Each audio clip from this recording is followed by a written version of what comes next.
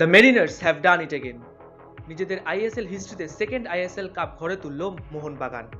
Last 3বারের মধ্যে 3টে final, তার মধ্যে 2টো ফাইনালেই ভিক্টরি মেরিনার্সদের।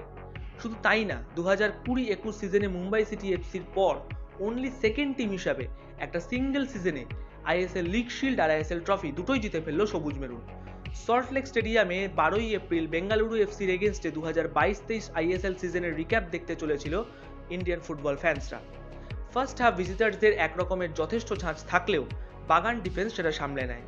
যদিও সেকেন্ড হাফের 49 মিনিটে অ্যালবার্তো রড্রিগেজের ওন গোল বেঙ্গালুরুকে এগিয়ে দেয়, আর তারপর ম্যাচে নিজেদের ডমিনেন্স বাড়াতে থাকে বাগান।